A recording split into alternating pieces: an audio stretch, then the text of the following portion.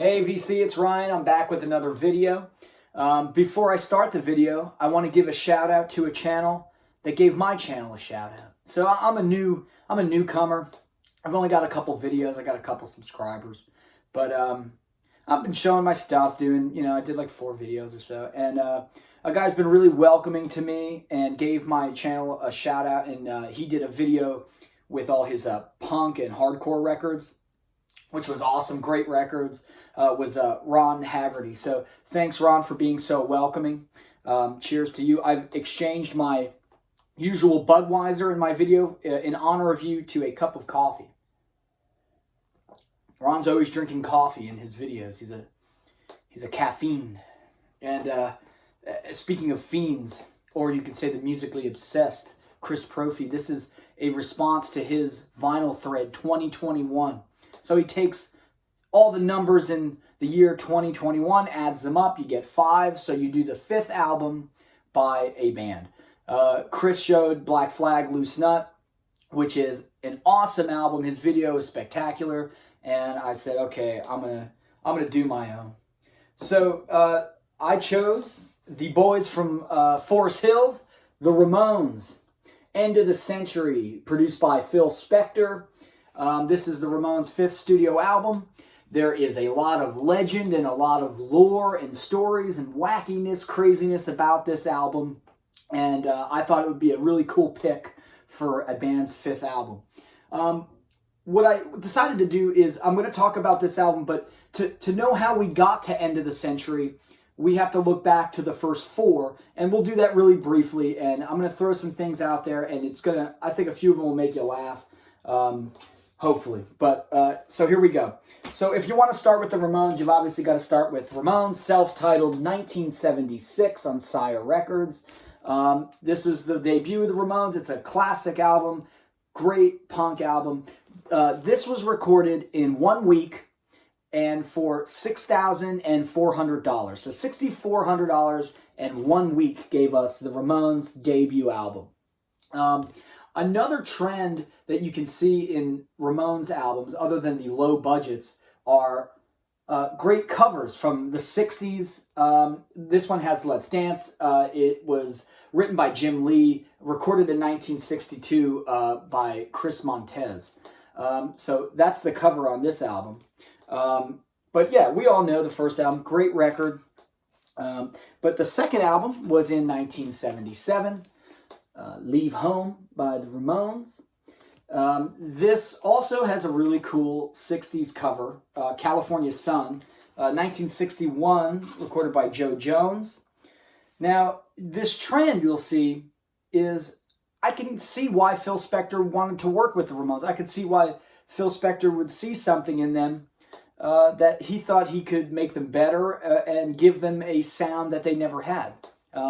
Leave Home, it's funny too. Leave Home, the second album, had a recording budget of $10,000. So we went from $6,400, we upped it a little bit to $10,000.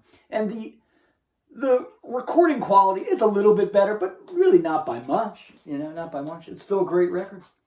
So then we go, it's 1977 as well. I believe it's the pinnacle of the Ramones' career. Rocket to Russia. I think this is the best thing they put out. I love this record. It's a classic, punk classic. Here you had Surfin' Bird, Trashman in 1963. So yeah, once again, the trend continues. And the budget for Rocket to Russia was $25,000. So to me, that Ramones budget-wise, that's huge. That's a huge budget. I don't know how long it took to record, but I don't think it took very long. Great record, the Ramones, Rocket to Russia. The Ramones' 4th album, this is where things change a little bit. Road to Ruin.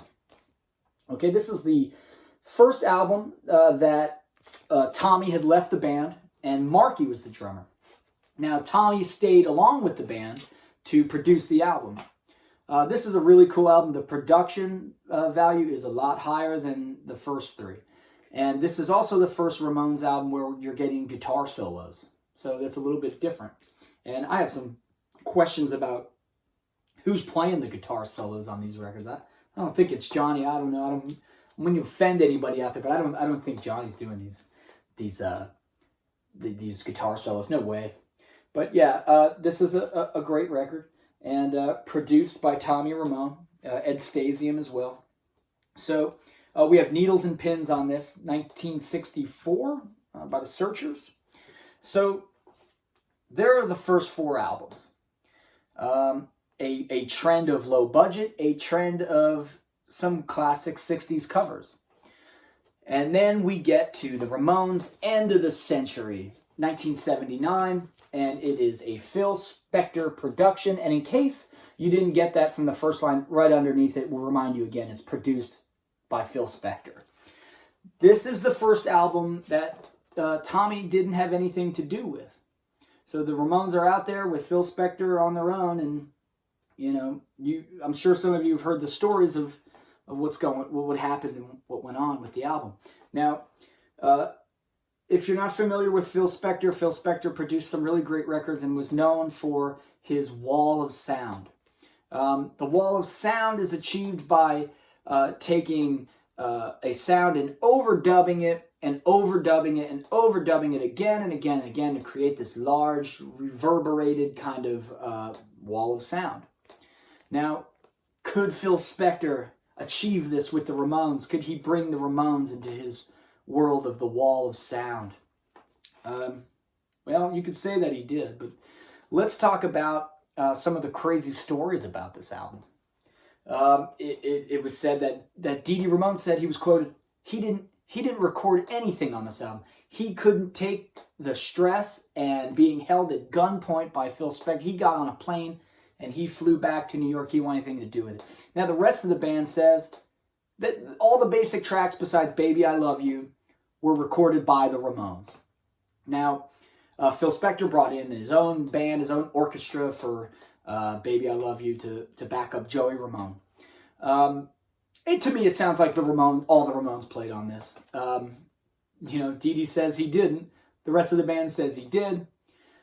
There's, crazy stories about Phil Spector listening to one hit of The Tom by Marky, the Tom, 100 times, just over and over again for hours, just listening to one hit of The Tom. Then making poor Johnny play the opening chord to Rock and Roll High School 300 times in a row because he just couldn't get that sound, that sound he needed. That would drive me insane. It was said that Phil Spector held the band at gunpoint, wouldn't let them leave. Knowing Phil Spector's record now, and he's in prison for killing someone, I mean, it is definitely feasible. Marky was quoted saying there was guns around all the time, but Marky says that they weren't held. The rest of Johnny says, yeah, we were held at gunpoint. He wanted to get out of there. But yeah, this is the Ramones, End of the Century, the 5th album. Now, we're talking about the lore, we're talking about the legend and all the crazy stories, but let's talk about the music on the album. So it starts off side 1, track 1. I love this song, Do You Remember Rock and Roll Radio? When I think of if I never heard this and I could think of the Ramones being produced by Phil Spector, this is the kind of song I would think about. It's feel-good rock and roll. I think the lyrics are great in it. It's all these call-outs to, the old school. There's T-Rex and Murray the K and all these, all this cool stuff. And I think that it's a great lead-off to the song, to the album. But the rest of the album, does it hold up? Track 2, I'm Affected. I'm Affected is like, in this song you can hear the battle between the old Ramones and this new production that Phil Spector is trying to usher in. I find I'm Affected a little forgettable. Not a really strong song, but the third song on the album, Danny Says, I think is fantastic. It's a really kind of ballad number, and the lyrics are fantastic. About the Ramones touring and life on the road and stuff, and I really like the sound of that song. And Joey Ramone was quoted saying this is his, probably lyrically his worst album. I don't know if that's true, but there are some things to be left to be desired for the lyrics for some of these songs. The 4th song, Chinese Rock. written by Dee Dee Ramone, but made famous by Johnny Thunders and the Heartbreakers on the LAMF album. Johnny did it the best. I don't really feel like Chinese rock fits on this album. I know Johnny Ramone didn't like it. He didn't want to do it, but maybe they just needed songs for the record. I don't know, but it's good. It's not... I'm just so used to hearing Johnny Thunders' version, and it's so good. And this one, it falls a little short. It's okay, but not great. The Return of Jackie and Judy. This is an answer to Judy is a Punk on the Ramones' first album. This song's cool. I like it. The good melody. I think it's pretty cool. And yeah, good song. Good song. The last song on side 1, Let's Go, I really like. It goes back to more the Ramones' roots, the kind of chord progression, the structure of the song. In this song, I think it's this song, they even do like a little, I never heard the Ramones do like up until this song, like a drum break. It's like really heavy on the top. It sounds like the break in Sonic Reducer by the Dead Boys. And not as good as that song, but Let's Go is cool. I like it. I think it meshes the Spector production and the Ramones original sound pretty well. So that's the end of side 1. And we go on to side 2. We're going to do the Ronettes. Baby I Love You is the first song on that side. Now, this was the only song that the Ramones fully as a band didn't play on. It's good.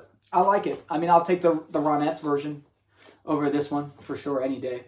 But yeah, I see what Phil was trying to do with Joey. I think he had a kind of love for Joey and really wanted him to stand out. He wanted him to star on this album. And I think this was the song he was trying to do it with. The next song on the album, I Can't Make It on Time. I love the Ramones titles always like I Can't, I Don't, you know, those kind of songs. So I Can't Make It on Time is good. It's nothing to write home about, but it's cool. The next song, This Ain't Havana. That's another callback to Havana Affair. A little silly, forgettable.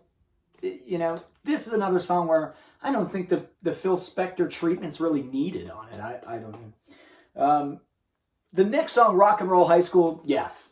I love Phil's production of that song, and I think it lends itself really well. This is another time in the album where you're like, yes, I think that this really works. This team really works when they do a song like that. So Rock and Roll High School is a classic song, and great movie.